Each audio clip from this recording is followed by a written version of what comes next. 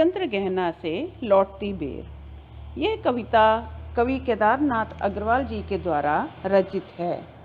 कवि ने इस कविता में प्राकृतिक सौंदर्य का अद्भुत चित्रण किया है तथा उनका इस कविता में प्रकृति के प्रति गहरा प्रेम प्रकट हुआ है।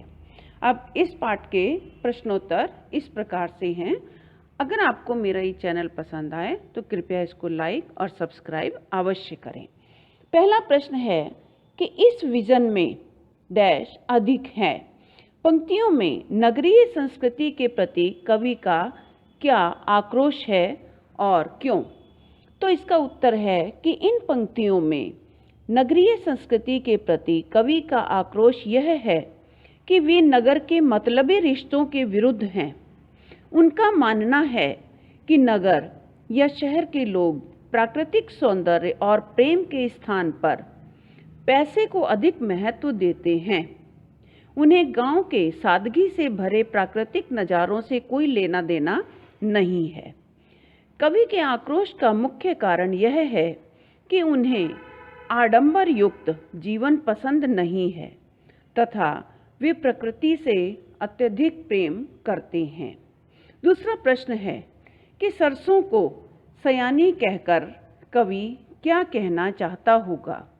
तो इसका उत्तर है कि सरसों को सयानी कहकर कवि यह कहना चाहता होगा कि सरसों की फसल पूर्ण रूप से पक गई है, अर्थात तैयार हो गई है, जिसे खेतों से काटकर घर लाया जा सकता है। तीसरा प्रश्न है अलसी के मनोभावों का वर्णन कीजिए। तो उत्तर है कवि के अनुसार अलसी एक जिद्दी और हठीली नायिका है।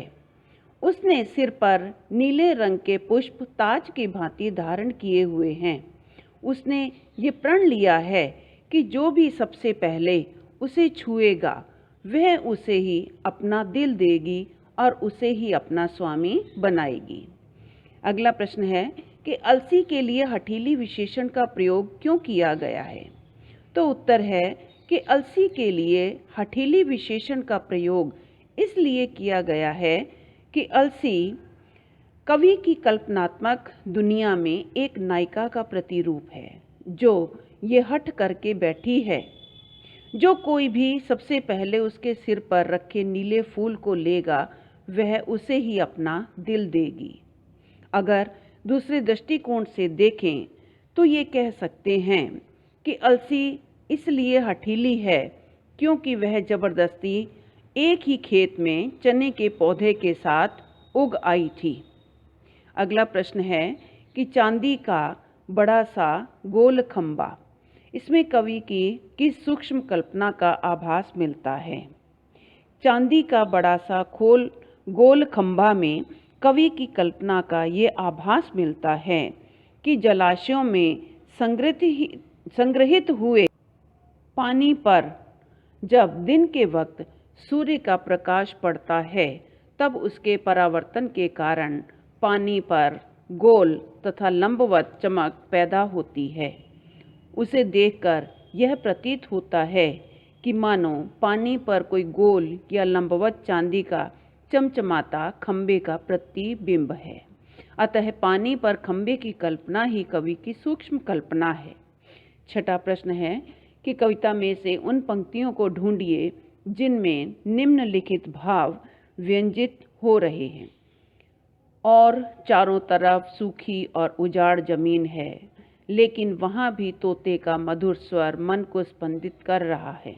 तो इसका उत्तर है कि कविता में ये पंक्तियाँ हैं कि बांझ भूमि पर इधर उधर रीवा के पेड़ कांटेदार कुरूप खड़े हैं। सुन पड़ता है मीठा मीठा रस टपकाता सुग्गे का सरवर टें टें टें टें सुन पड़ता है।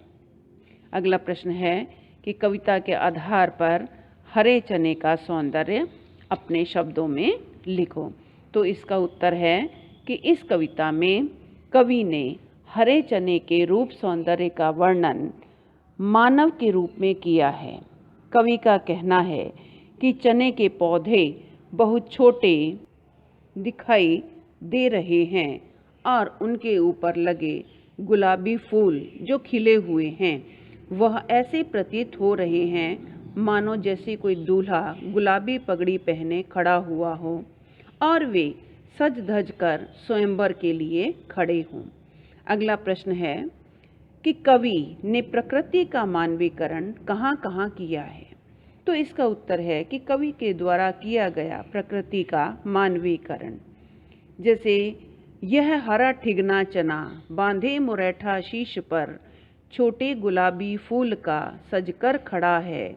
यहाँ चने के पौधे को एक बौना मनुष्य बताया है।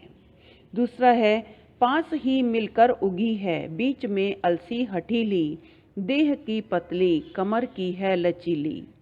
नील फूले फूल को सिर पर चढ़ाकर कह रही है, जो हुए छुए यह दूं हृदय का दान उसको। इन पंक्तियों में कवि ने अलसी को जिद्दी नायिका बताया है। तीसरी पंक्ति है और सरसों की न पूछो, हो गई सबसे सयानी, हाथ पीले कर लिए हैं ब्याह मंडप में पधारी। इन पंक्तियों में कवि ने सरसों को एक जवान लड़की से संबोधित किया है। अगला है बांझ भूमि पर इधर उधर रीवा के पेड़ कांटेदार कुरूप खड़े हैं।